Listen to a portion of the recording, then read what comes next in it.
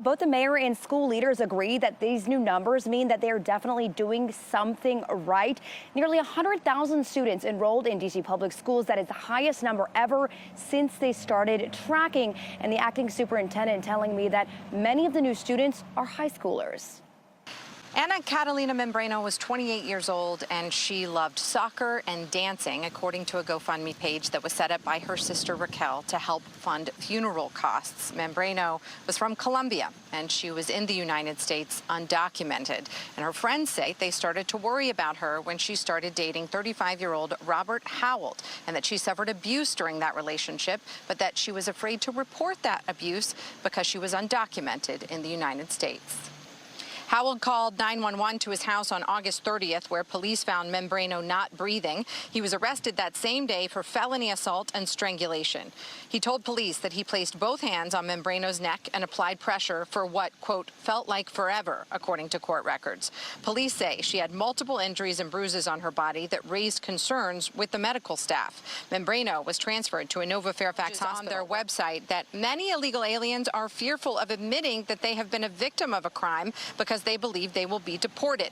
DHS then flagged several legal protections, including one specifically for domestic violence victims that grants them a pathway to lawful immigration status without relying on their abusers. Howell is an American citizen living in Falls Church with no criminal history. Every county is banning right turns at red lights at dozens of intersections, and it follows the footsteps of D.C. and Arlington, which have enacted some similar changes. Homer Bash is live in Bethesda with us tonight with details. I'm noticing that, too, leaving work, Homer, where suddenly you can't turn red at some of these intersections anymore.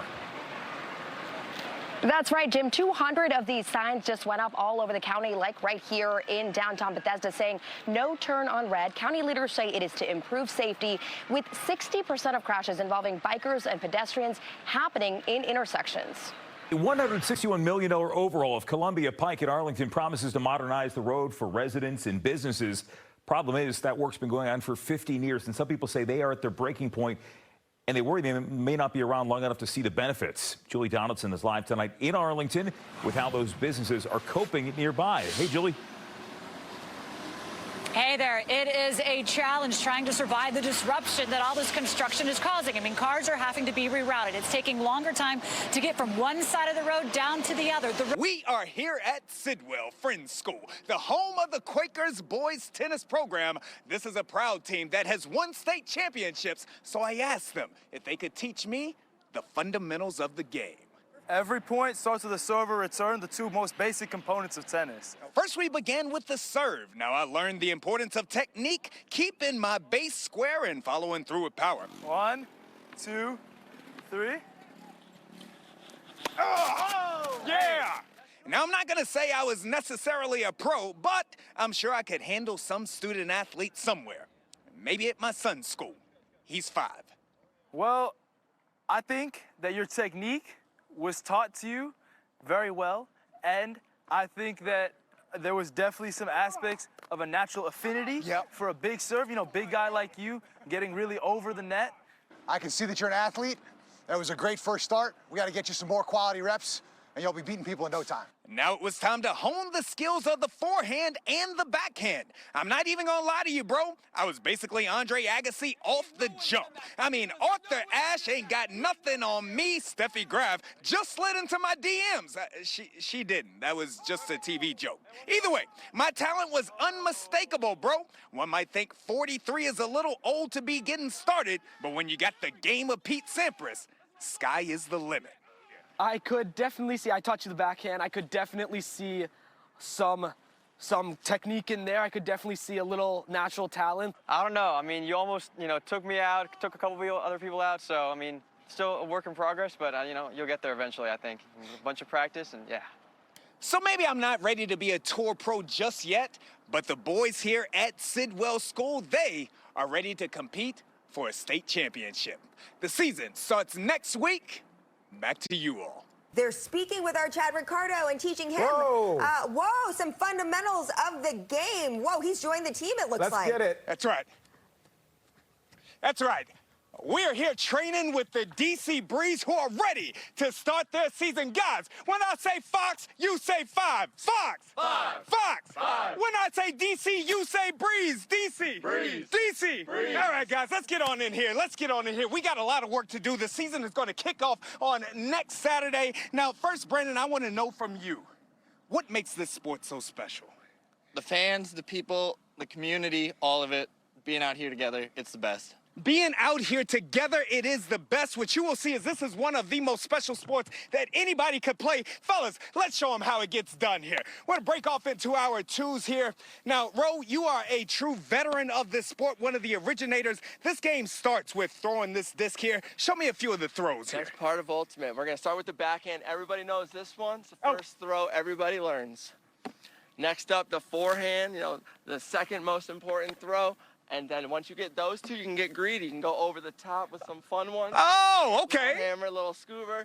And then, of course, for the fans, you don't use this in the game. No hands, little pizza pie. Oh, look at Rowan with the pizza pie. I love it. Okay, so that's throwing this Frisbee here. We're coming to AJ here. AJ, now, show me how to catch this, because I've seen that two-handed grab there. How else do you catch this? We can call that a clap catch. You can also go over the top if it's up high. You want your thumbs down low, get your thumbs under it. And if it's down low, you put your thumbs on top, and you can go pick it up off the ground. That's how you do it. I love that here. Now, we've seen the throw. We've seen the catch. I need to see what you all are going to do to Philadelphia in game action on the 26th. Show me something. That's what it looks like. Rowan with it. He gets it over to Brandon. Brandon going up top to Theo. Yeah! Come on in here, guys. Come on in here. The DC Breeze showing us exactly how it is that we play Ultimate Frisbee. Coming up here later at 5 and 6, we're going to talk more to these young men about the origin of the sport. We're going to talk to them more about what you can expect if you come here to check out their match on the 26th right here at Carlini Field. Ultimate, it's an outstanding sport. Back to you all. Chad, we're all about the talk, but we're also about the show. Let's see what you got. Get a Frisbee. Tell them to go deep. Yep. Right now. Come on, Chad. Drop the mic. You want to see me? This is your moment, Chad. Let me see that. This is your moment. Let's go. Let's go. Give us an ultimate show. I ain't never scared. I've been trained here. Here we go. Here we go. Oh, gee, that's a little long. Not bad. Yeah. Oh, wait, I feel like we have time for you. Throw it to me. Yeah, throw it. Throw it back. Throw it back. Here, someone throw it to me, Rowan. I can catch it, too. Watch this. Watch this. Yeah, that's what I'm talking about, Chad Ricardo. Chad, we've... Here, look, put that... Oh! You've got a victory. Put a little stank on it. I know. Okay. Woo. All right. A little showboating. All right, Chad, we got to go. Back here at Northwest Stadium, where the Washington Commanders knocked off the New York Giants, and all of the Commanders fans ready to raise hell. A beautiful day for some football as the Washington Commanders welcome the New York Giants and their beloved burgundy and gold fan base back to Northwest Stadium. The vibe is good. Everyone's hyped. We came out. We dominated. I am so proud of this team. Man, it feels good because they normally take over this building for years. No more. The Commanders looking to build off of last year's magical run, and it didn't take long to get going.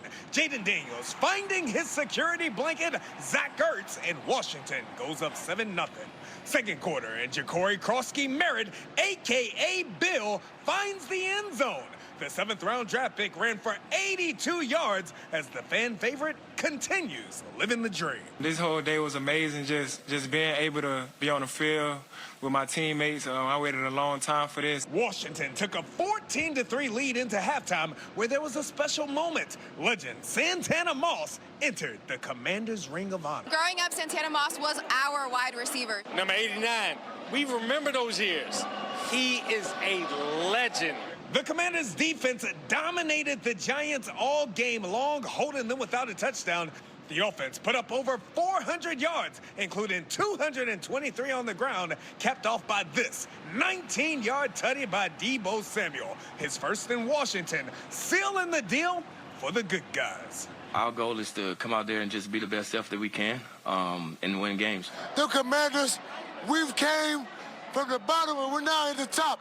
This is what we did to the Jazz. We ate them apples. We ate today, baby. We ate today, baby. Let's go. That's going to do it from Northwest Stadium. But I tell you what, guys, before we get out of here, let's sing our song. Hail to the Hail victory. Everybody say,